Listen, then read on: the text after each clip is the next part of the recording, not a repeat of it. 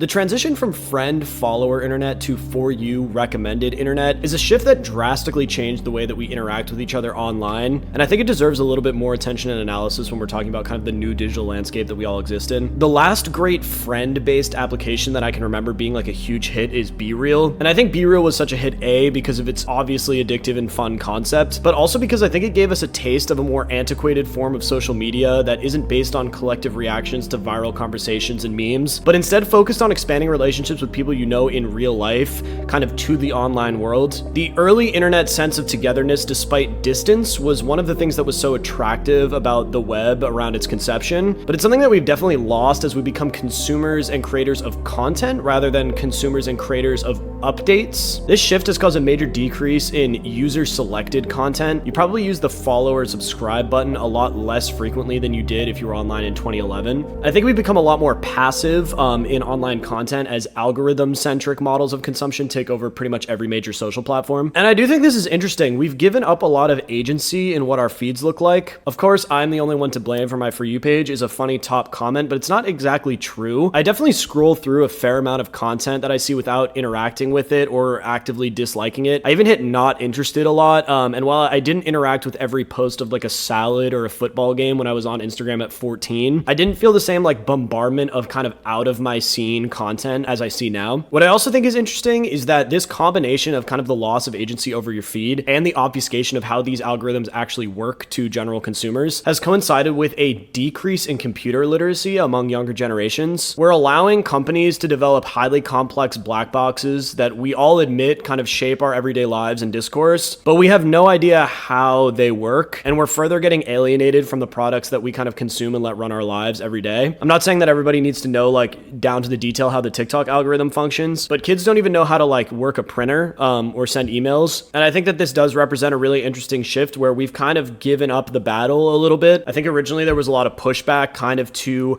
internet platforms and algorithms serving your content because you feel like you're just being force-fed by these companies. And I do think that that has largely taken over without much pushback from the general public. So I'd love to see what you guys think about this.